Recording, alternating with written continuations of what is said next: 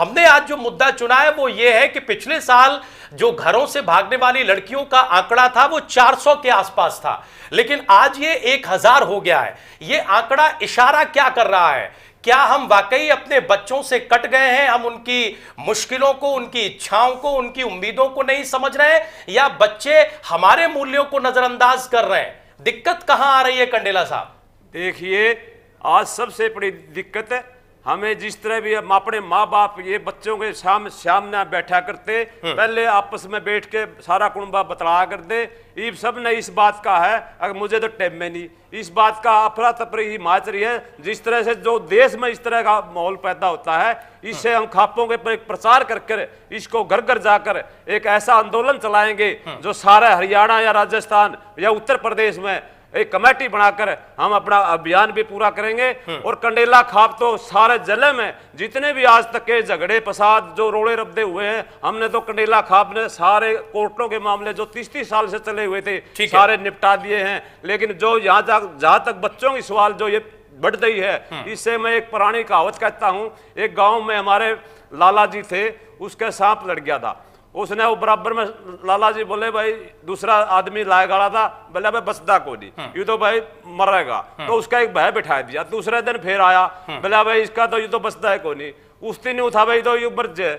तो लेकिन तीसरा चौथा दिन वो आके नहीं बोला जी हम तो बोला यूं तो बच गया, बोला ना तो पलड़े सांप रहे ना पलड़े जहर रहे। तो उस तरह का मखौल करके जो आजकल ये बच्चे जो इस तरह कर रहे हैं, इससे सारा ये समाज में हमने सब ने 36 बरादरी के लोगों ने एक आदमी ने, सरकार ने भी इसका पूरा सहयोग देना पड़ेगा और सरकार ने खापों की जिम्मेवारी लगानी पड़ेगी। भाई आप इस तरह के जो प्रचार है या सम्मेलन है, लेकिन आजकल तो खापों के कम महत्व दिया जा रहा है। इसलिए मेरी निवेदन है सभी केंद्र सरकारों से भी, हरियाणा सरकार से भी खापों को अधिक से अधिक महत्व। कंडेला साहब, हम आपके जरिए समझना ये चाह रहे थे कि दिक्कत आ क्यों रही है, लेकिन आप ये कह रहे हैं कि जो दिक्कत आ रही है आप आगे उस पर काम करेंगे, कंडेला खाप उस पर काम करेगी। चलिए अच्छी बात है।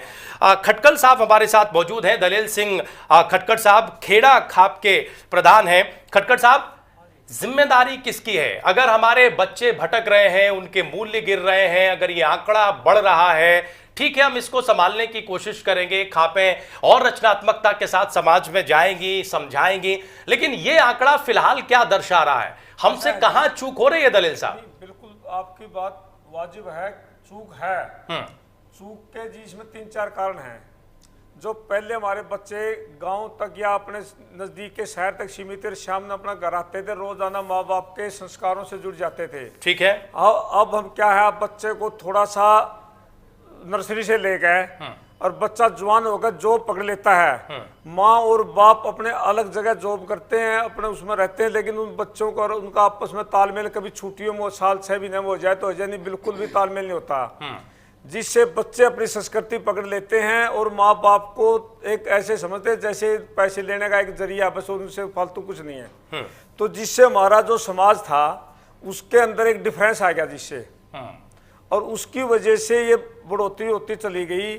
तो हम आपसे एक रिक्वेस्ट करते हैं, मीडिया के अंदर भी थोड़ा सा न्यू कहते हैं, एक पुरानी कहावत थी, एक महात्मा कहते थे बस जल देखे दाम उपजे, तिरिया देखे काम उपजे, साधु देखे ना। अगर कोई साधु तपस्या कर रहा, बड़े अच्छे भजन कर रहा, तो हम उसको देखते हैं हमारा भी आएगा, वह हम भी माल के ना लें।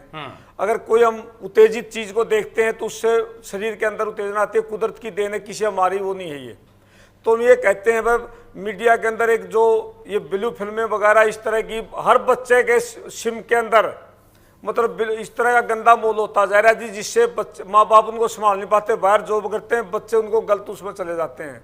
ठीक है, तो इसको हमने सबने लगा, मीडिया ने भी, सरकार ने भी और समाज ने, अब चारों सतम इसके साथ जब लगेंगे, जब कंट्रोल होगा। नहीं, आपकी बात बिल्कुल वाजिब है कि विस्फोटक स्थिति हो रही है और इसको संभालना पड़ेगा, नहीं हमारा बच्चा हर पद भ्रष्ट हो जाएगा और हमारा आगे भविष्य देश का बहुत खराब हो जाएगा। इससे पहले कि हम रामकरण सोलंकी जी के पास जाएं, हम जागलान साहब से बातचीत करें कि क्या स्थिति है, बीबीपुर गांव में क्या हुआ। हम हमारे सहयोगी सुमित नागपाल की प्रतिक्रिया लें कि अदालतों का रुख क्या रहा है, क्या अदालतों पर इस बात पर चिंता है कि ऐसे मामले क्यों बढ़ रहे हैं। हम शबनम खान के पास आना चाहेंगे, सामाजिक कार्यकर्ता है। शबनम जी, जैसे भी तर्क दिए जा रहे हैं अभी तक की चर्चा में, आगे की स्थिति तो बताई जा रही है, लेकिन ये स्थिति कैसे बनी, इतनी सारी संस्थाएं मिलकर इस स्थिति पर काबू क्यों नहीं कर पाई, इसका कोई उत्तर नहीं मिल रहा है। आप इस पूरे आंकड़े को किस नजरिए से देखते हैं? ये आंकड़ा क्या बताता है? मूल्यों में गिरावट आई है, बच्चे बड़ों की स्थिति को नजरअंदाज कर रहे हैं, या बड़े बच्चों की अपेक्षाओं को नहीं समझ पा रहे हैं? राजीव जी, सबसे बड़ी बात जो सब लोग बच्चों पर ही कहीं ना कहीं थोपने की कोशिश कर रहे हैं कि बच्चे ही अलग हो गए हैं या पढ़ने कहीं और चले जाते हैं, इन सब चीज़ों पे सब विवाद कर रहे हैं। लेकिन आप बच्चों की भावनाओं को कहीं समझने की कोशिश ही नहीं कर पा रहे हैं।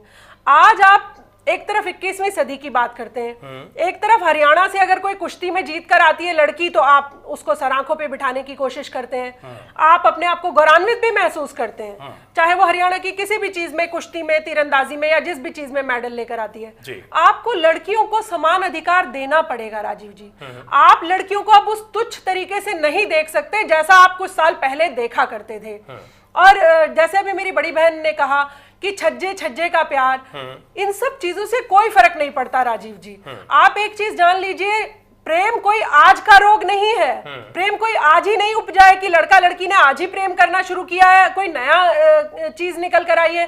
ये बरसों से होता आया है और बरसों से ही अलग अलग जाति के लोग एक दूसरे से शादी के बंधन में बंधते रहे हैं। आपको बच्चों की भावनाओं को समझना होगा कि अगर हमारे बच्चे किसी से शादी करना चाहते हैं, गोत्र की, वो अपने सगे बहन भाइयों से, जैसा मुस्लिम समाज में तो फिर भी चाचा मामा के रिश्तेदारी में शादी हो जाती है, लेकिन आप लोगों में तो ये सब बिल्कुल नहीं है। पर आप लोग कम से कम जो दूसरी तरह से, जो दूर के कोई रिश्तेदार या गोत्र जिसको आप नाम देते हैं, अगर उसमें शादी कर लेते हैं तो आप उनको हिंसात्मक तरीके से अगर समझाना चाहेंगे तो युवा वर्ग है राजीव जी, ये उस चीज को समझने से इनकार करेगा।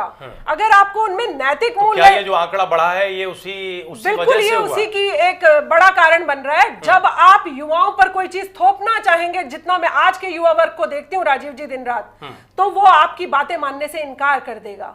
लेकिन शादी करना कोई पाप नहीं है। अगर समाज में दो लोग सम्मान के साथ शादी करके रहना चाहते हैं, उसमें बुराई क्या है? मुझे ये चीज नहीं समझ आती। घूमना फिरना चलिए आपको बुरा लगता है, शादी के बिना किसी के साथ ऐसे रहना आपको बुरा लगता है। दो लोग अगर शादी करके समाज में सम्मान से रहना चाहते हैं तो मुझे लगता है कि इन लोगों को ना आपको ना किसी और को ऑब्जेक्शन। रामकरण सोलंकी जी, आप पालम 300 आता हूं आपके पास। एक चीज रखना संतोष जी, आपके पास आता हूं। हम इस चर्चा को लगातार इसी तरह आगे बढ़ाएंगे और कई पहलुओं को छूने की कोशिश करेंगे। सोलंकी जी, पालम 360 खाप के आप प्रधान हैं। जो बात शबनम खान कह रही है, क्या उस बात में तत्व सत्व आपको नजर आता है? कहीं ऐसा तो नहीं है कि हम ऊपर से ही चीजों को देख रहे हैं और नीचे स्थिति लगातार बिगड़ती जा रही है? हम अपने बच्चों की अपेक्षाओं को, उनकी उम्मीदों को, उनके मन को नहीं समझ पा रहे हैं और ये जो द्वंद्व है, ये जो गैप है, वो लगातार बढ़ता जा रहा है। और कई बार जिस हिंसा के तौर पर निकलता है उससे पूरा समाज, पूरा प्रदेश, पूरा देश शर्मसार होता है। सोलंकी जी तो आए नहीं है जी। 10 मिनट में अभी आने वाले। ठीक है, हम सोलंकी जी से जवाब लेने की कोशिश करेंगे। संतोष दया जी, आप कुछ कह रही थी, कहिए। हाँ, जिस तरह से अधिकार की बात हो रही है, मैं मानती हूँ शादी करना एक व्यक्ति का संवैधानिक अधिकार है, ठीक है।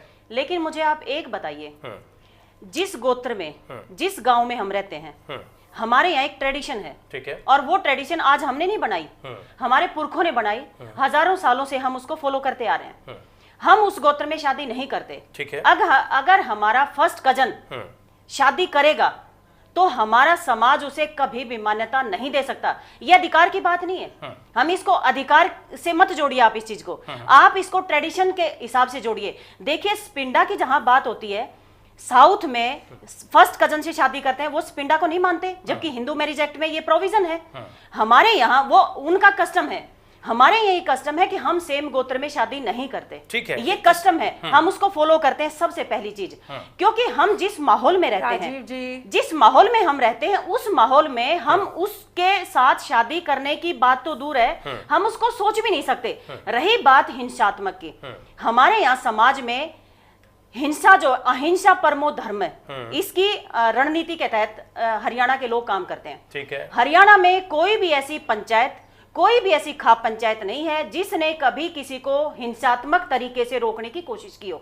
वो केवल इतना कहते हैं अगर इस तरह का कोई उदंडता, हम इसको शब्द उदंडता कहेंगे, अगर इस तरह की उदंडता कोई बच्चा करता है तो आप उसका एक सामाजिक बहिष्कार का मतलब है आप उनसे अपना नाता तोड़ लें। जिसको ये अच्छा नहीं लगता और जिसको ये अच्छा लगता है वो करें, हमें उससे कोई दिक्कत नहीं है। तो हम तो हिंसा के टोटली अगेंस्ट हैं। यही जितने पेरेंट्स कि अगर आपको इस तरीके की चीजें नहीं पसंद तो आप उनको उनकी जिंदगी में छोड़ दीजिए। डेफिनेटली ऐसा ही होता है। कैसे उनकी हत्या कर सकते हैं? डेफिनेटली ऐसा होता है। शबनम जी, लेकिन संतोष जी, शबनम जी, ये तर्क उन मामलों में है जहां सगोत्री विवाह की बात है। शबनम जी, लेकिन हम दूसरे मामलों को जो देखते हैं, हम जानना ये चाहते हैं कि ये जो आंकड़ा है ये बढ़ा क्यों? क्योंकि ये सारा आंकड़ा सगोत्री विवाह से जुड़ा हुआ नहीं है। ये हमारे समाज में जिस तरह का डर, जिस तरह की थिंकिंग है इस पूरी स्थिति को लेकर, हमारे युवा कम से कम उस स्थिति से भागने के लिए ये पैतरेबाजी इस्तेमाल करते हैं। हमारे साथ जागलान साहब हैं, हम एक छोटे से ब्रेक के लिए रुकेंगे, लेकिन ब्रेक से पहले जागलान साहब आपसे जरूर जानना चाहेंगे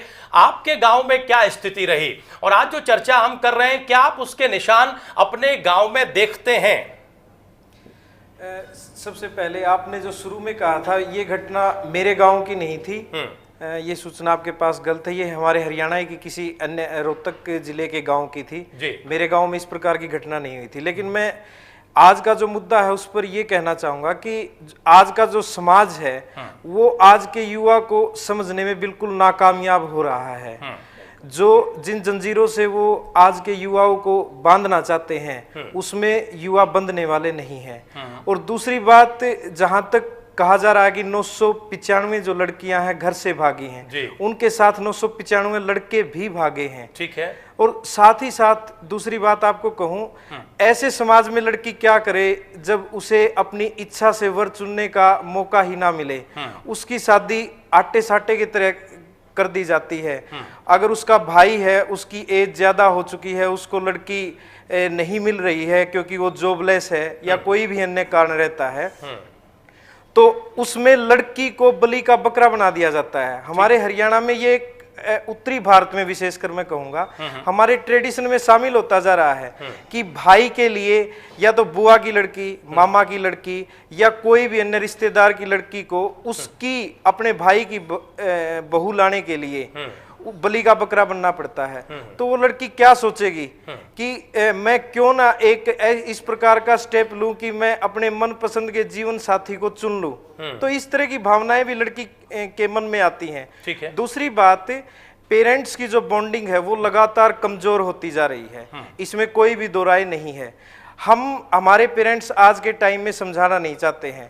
मैं एक सरपंच के तौर पर अगर साहब वो समझाना चाहते हैं, लेकिन वही बात समझाना चाहते हैं जो उन्होंने समझी है, कोई नई बात समझाना नहीं चाहते। दिक्कत यहाँ भी तो हो रही है और बच्चों को समझना नहीं चाहते। शुरू में ही मैंने कह दिया है कि हम उन्हें समझना नहीं चाहते हैं और हम उन पे बंदिशें डालना चाहते हैं। तो बंदिशों में आज का युवा कभी भी बंद के नहीं रह सकता है। उसके लिए जो हमें चाहिए, हम हमारे समाज को खुद ऐसी धारा में बहाकर ले जा रहे हैं जिसका अंत एक भयानक हो सकता है। लेकिन उसे सोचने के लिए एक नजरिया चाहिए, वो नजरिया भौतिकतावाद में खोता जा रहा है। ठीक है। कई महत्वपूर्ण सवाल आपने एक साथ उठाए हैं जागलान साहब कि हम छोटों पर अपनी गलती डाल रहे हैं, लेकिन हमारे समाज के जो बड़े ठेकेदार हैं, जो बड़े पथ प्रदर्शक हैं, क्या वो अपनी सोच बदलने को तैयार हैं? जब हमें गौरव मिलता है, सम्मान मिलता है, तब हम उसका स्वागत करते हैं, लेकिन हम बदलाव का कभी कोई स्वागत नहीं करते। ऐसा क्यों हो रहा है? एक छोटा सा ब्रेक ले रहे हैं। पूरा खास पैनल हमारे साथ मौजूद है और ब्रेक के बाद हम इस चर्चा को आगे बढ़ाएंगे। तुरंत हाजिर हो रहे हैं।